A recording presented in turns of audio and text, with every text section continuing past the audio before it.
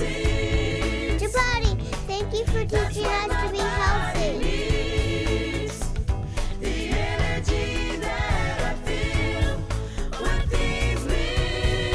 Chapatti, that was really yummy. Like a kid with no toys, help is my greatest joy.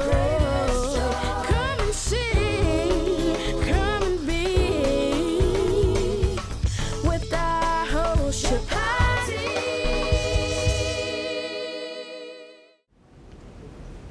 Hello and welcome to Food with Life. I am your host Chapatti, and we're here at the wonderful seminar Renew You in Los Angeles, California.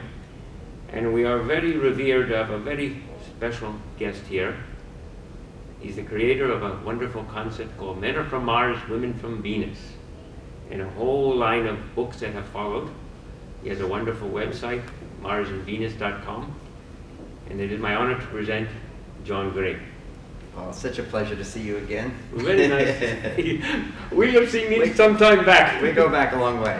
So, you know, relationships are is the essence of many people. I know some people are single and looking for people, and many people are married, sometimes looking for people. Many people are very, very happy.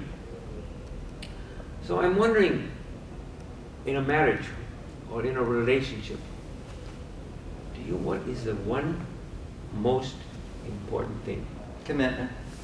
Commitment. Every in the workplace, we don't question when things are difficult. We take 100% responsibility to do something about it. Right. Oh, this isn't working. What can I do to make it work? Right. If I need guidance, support, I'll read a book, I'll go do something. We take 100% accountability, at least those people who are successful. Right. But when it comes to marriage, people think that when there's a problem, it's always the other person's fault. And part of commitment is committing to find the love in your heart again and again and again. And one of the biggest obstacles to feeling that love is to feel that somebody is responsible for your unhappiness. How can you love someone who's punishing you or hurting you, criticizing you, bringing you down, ignoring you, neglecting you? So we keep making someone else responsible for our happiness rather than recognize what we can do in a relationship. It's not about finding someone to make us happy. It's about finding happiness in our lives and then finding someone to share that happiness. And what allows me to experience greater happiness than I could alone is feeling that I have made my partner happy. But that's an illusion, because I can't make her happy, but I can make her happier. And that's the whole distinction. So when my wife's not happy someday, I just have compassion for her. How can I help you? But I don't take it personally, because I realize it's her job. And I'm not going to say, well, honey, that's your fault. I wouldn't do that. But it's coming from a place of recognition that we're all responsible for our happiness. But in a relationship, our commitment is to do our best to share our happiness with somebody else. And when we don't have it, find a way to find it again, and then share that with them. Share it. It's so true. I feel, for example, today with my wife, she was going through some things with her family, her parents, and she said some things to me, and I reacted in a not a great way, and she reacted even more, and so it got a little out of balance, and she went off into a room to stay by herself, and she wasn't doing happy. So I thought, this is the time to comfort her. So I went to her, totally pushed all that stuff away with my heart. Beautiful. And it's a similar thing. She completely changed completely. I didn't even have to say a word. You could see the heart opening, and you could see what you might say a lotus flower completely wrapping around her. And I think we all want to be able to do that. We just don't know how to do it. That's why it's so important for people to recognize one of the things we have to learn in life is how to have relationships. Right. The things we saw our parents do don't necessarily work today. It doesn't work. It doesn't work.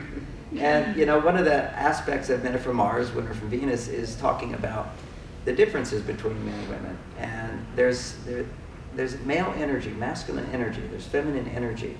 And in the past, it used to be real clear cut. Men were more like this, women were more like this. Right. But as consciousness rises, we become more whole beings. Then we're able to access both feminine energy and masculine energy. We have access to that. But our physiology is still male and female. Yes. So we have to respect the physiology as we rise in consciousness and find the polarity within ourselves, which is why we're drawn to loving relationships. So in finding that inside, which is this big surge in consciousness in the last 40 years in America and around the world. And what happens is now it's easier for women to access their masculine energy. So they're saying, I want career, I want job, I want this.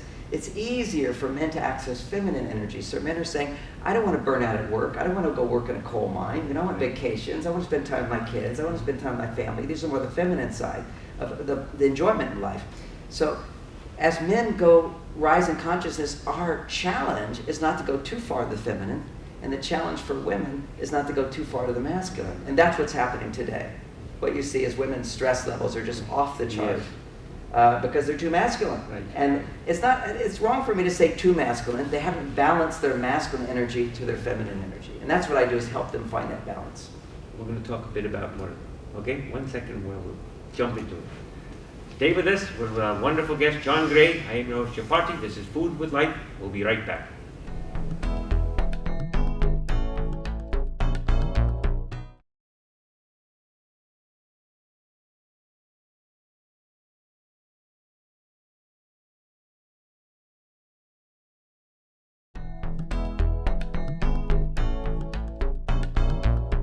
Hello and welcome back to Food with Life. I am your Chapatti. We're with our revered guest, Mr. John Gray, genius of relationships, author of Mars and Venus and all this.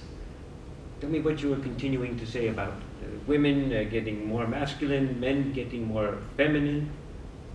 Well, these are energies within us, and we Yes. all have them. Yes. And generally speaking, what's happening today, if they've done big tests on stress levels, women's stress levels in the workplace, which is more masculine energy, which has to do with urgency, emergency, sacrifice, working for money. The feminine world has to do with nurturing, friendship, caring, family, supportive. And we all have both sides. But what about a workplace that's different? You know, where there's like maybe a hospital where it's just more gentle, easy care for people. Well, actually, if you interview women who work in hospitals, they'll say it's very stressful. Right. Okay. But It's, are there any feminine types of working situations? Well, no, there's definitely environments where women are dominant, like in the healthcare environment, more and more women, because it is a nurturing environment, so they're moving towards that place. If you go into high tech, there's many less women there. If you go into high finance, there's many less women Yeah. there. So you get these areas where we're going to be drawn to. But the workplace itself, because it has to do with doing things that you don't necessarily want to do all the time. They're not having to do with people you care about and you love and you know, and you're doing it primarily for money. That stimulates the male hormone testosterone, which for men is great. Testosterone, men need to make 30 times more testosterone than a woman. Otherwise you have a heart attack. Right. So this is the whole idea for men, is you have to be in a work environment that stimulates testosterone. Then you have to be able to relax from that, which is part of the whole journey of meditation, which is to rebuild your testosterone. You know, in India, primarily men did the meditation, because meditation is, once I've been solving problems, now I need to forget them. Withdraw. And withdraw for a while, and then come back out to your family. So that's a dynamic that I talk about in Men Are From Mars, is men have this cave. They go to work, they go to their cave. When they come out of their cave, they're really ready to connect. Right. And women don't understand that, because their need for the cave is less, because it's a different hormone that regulates women's stress level.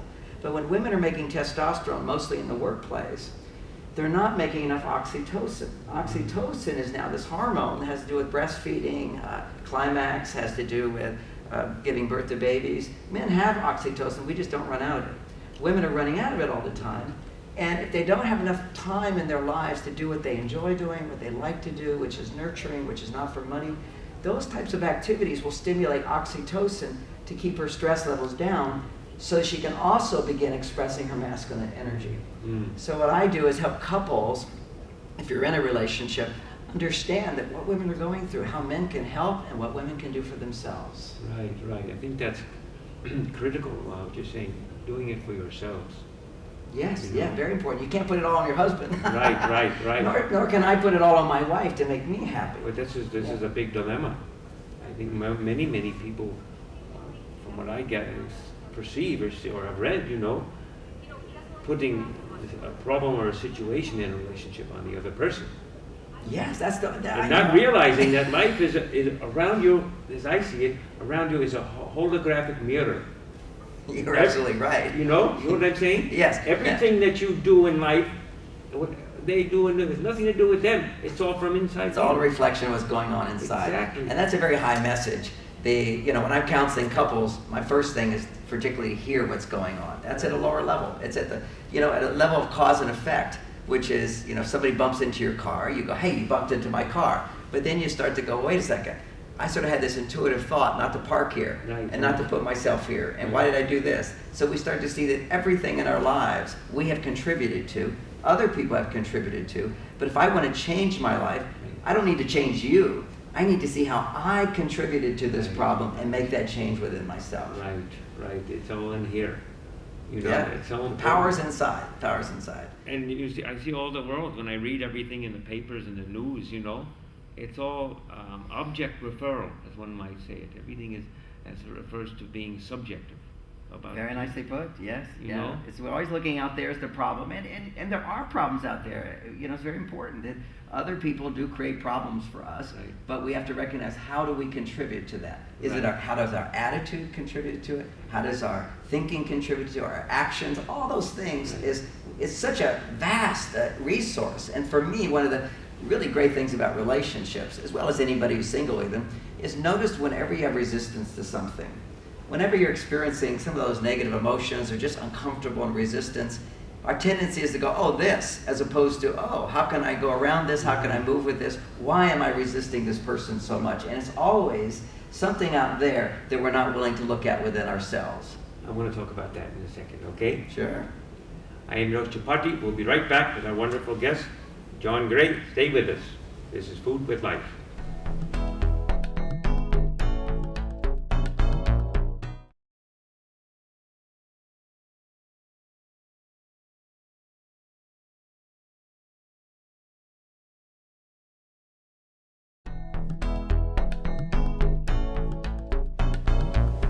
Hello and welcome back to Food with Life. I am your Chapatti, and we're here to Renew You in Los Angeles, California, with our wonderful guest, Mr. John Gray. So we were talking a bit about resistance. Yes. Resisting. You're seeing something outside you, and you don't feel comfortable with it. You don't like what's going on, whatever it might be, and it's causing some difficulty. Tell me a bit about resistance. Well, it's a big subject, but let's look right at marriage, male-female relationship particularly. We can look at that one. And so generally there's resistance that will start to build up in a relationship. I don't like this. This is annoying to me. He's doing this. Mm-hmm. And one of the biggest, if we make broad strokes here, often women think men are too self-absorbed, they're too selfish, they think about themselves, and women start to resist that. Then they start to resent that. Then they start to reject him for that. And it's a process of getting worse and worse. And that just general theme, and the reason they resist it is it's a very masculine quality to just think, okay, I have to keep myself safe so I can go save everybody else. This is the basic nature of men, is I have to be thinking about me at times of danger, but why am I in danger? So I can help everybody else and protect them. So it's not a narcissism, it's just men have an easy time thinking about themselves. And so what women, they have a difficult time thinking about themselves. They have female energy, just wants to nurture others, and then they kind of expect others to nurture them back. So I'm going to give freely and give freely. And the truth is, when a woman gives unconditionally, without any expectation of result or any, just giving her heart, she releases the most oxytocin, which is a stress-reducing hormone. So when she sees a baby, huge glow on her face, oxytocin surges in her body, because baby can't do anything for you. But you don't expect anything from it, so you can freely give to a child. So anyway, so she has this selflessness. So when she sees what she could call selfishness, she resists it, because she's resisting that part of herself. It's the number one complaint women have, is I give, and there's nothing left for me. Nobody gives to me. But women often discount themselves. They overgive and don't create the time for themselves to do what they enjoy. And then they're wiped out. And they're exhausted. And one of the differences for fun is that this is a physiological difference. When women are tired, they keep going. Right. Most men, when they're tired, they stop. They stop. And that's another thing women resist. How can you not do this and this and this? Because I'm done for the day. And she's like, you know, why do you get to do that and I don't? I said, I'm not stopping you, go ahead.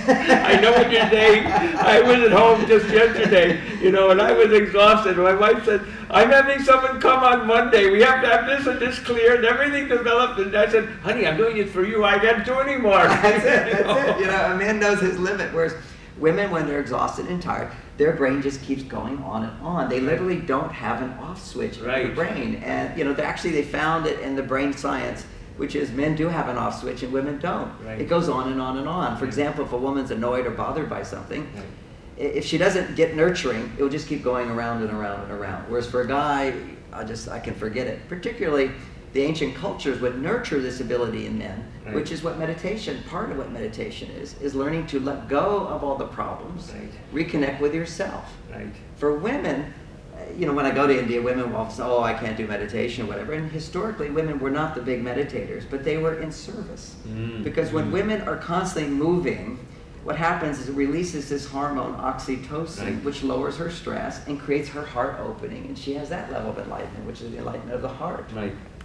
Now, how does dopamine play into this? Dopamine has a huge effect. Dopamine is attention, focus, pleasure, motivation, all those things. And men run out of dopamine before women do.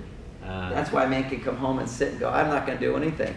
And the woman's brain actually is having too much dopamine. You know, I have to do this, I have to do this, I have to do this. The man runs out of dopamine, but he has plenty of serotonin. And serotonin is the counterbalance. Dopamine is the accelerator, serotonin is the brakes. So basically, a man comes home, men can make serotonin twice as fast as women. We store twice as much. And he'll come home from work, he's run out of dopamine, so there's no motivation. And serotonin is plenty, which gives you optimism. And she says, we've got all these problems. And he says, don't worry about it, we'll do it tomorrow. And she, on the other hand, has this high dopamine level, which motivates her, keeps her motivated. But she runs out of serotonin 8 times faster than a man. 8 times faster. This is why women are so much more stressed today. Is that when a woman has a stress reaction, it's different from a man's. And this is all measurable. She will tend to have a stress reaction to small things. Men tend to have a stress reaction to big things. And when she has a stress reaction to small things, there's 8 times more blood flow to the emotional part of her brain. And that then releases serotonin to calm that part of the brain. But see, when women are doing this masculine stuff all day long, there's emergencies, urgencies, stress, traffic, decision making. Every time we make a decision, it's a stress. But it's a bigger stress on women. They've measured the stresses. So what happens is she runs out of serotonin, but she has more dopamine. So her brain, when she comes home from work, it doesn't turn off. It's, I have this to do and this to do and this to do, and I have to do it now. It has to all be done now. There's a sense of emergency that goes with So it's you know, the world today is harder on women than men. I want you to tell me more about this emergency, okay? In a second. I am your host, Chapatti, with our wonderful guest, Don Gray. We'll be right back. This is Food with Life. Please stay with us.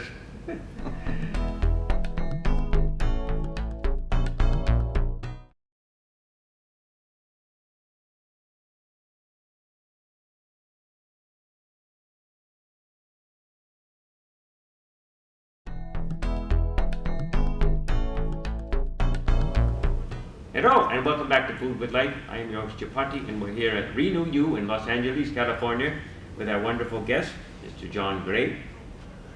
We were talking a little bit about withdrawing, you know, before, about the men going into the cave and then coming out.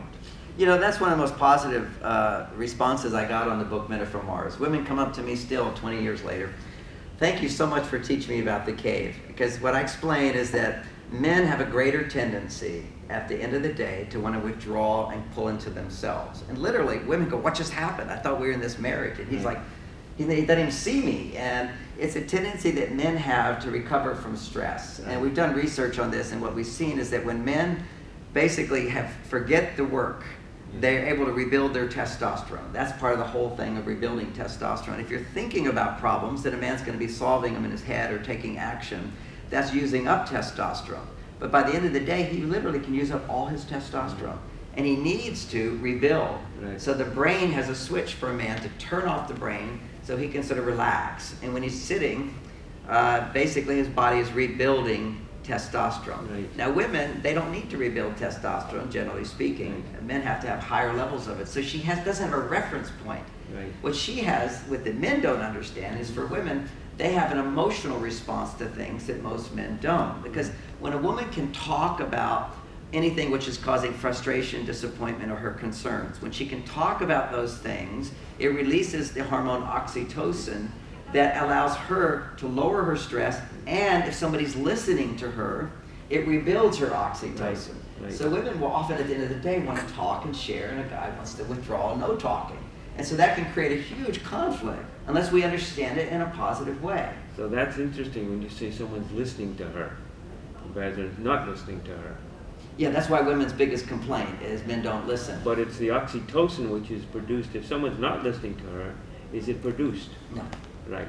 But so there's something going on between her and this other It's person. relationship. It's Relationship which relationships. makes that produced. Yeah. It's when women feel like they care about you, when they're doing things for others, it releases the oxytocin and lowers their stress, but then they run out of oxytocin.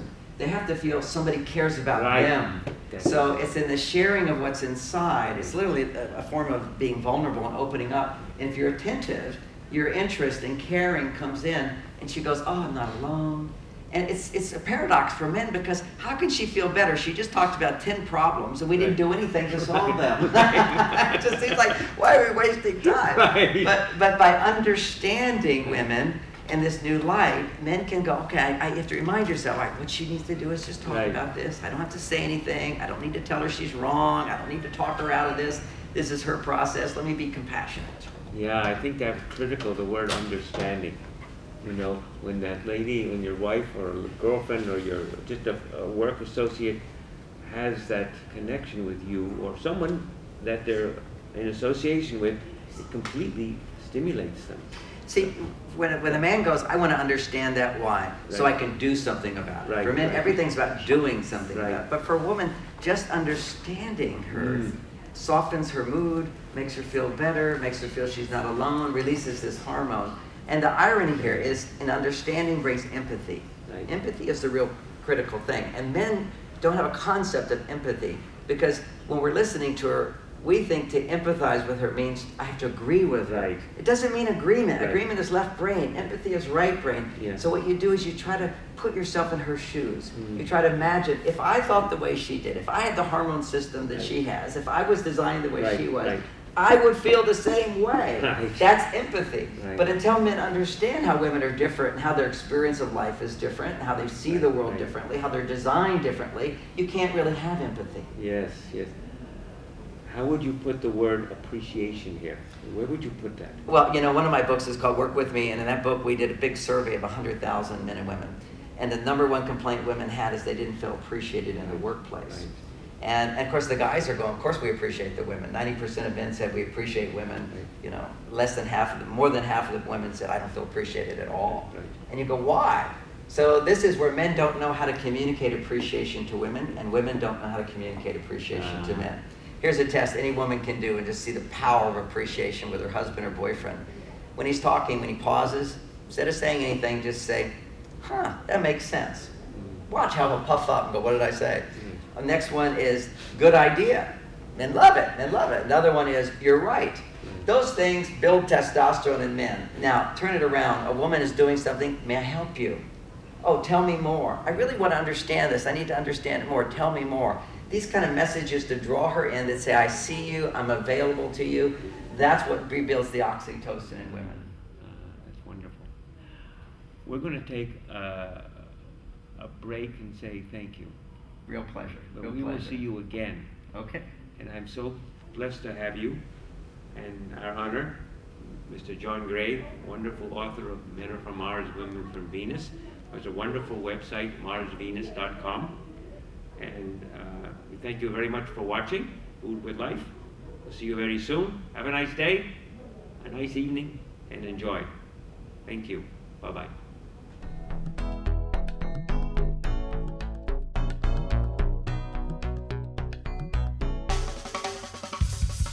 Veggies, fruits, nuts, and seeds.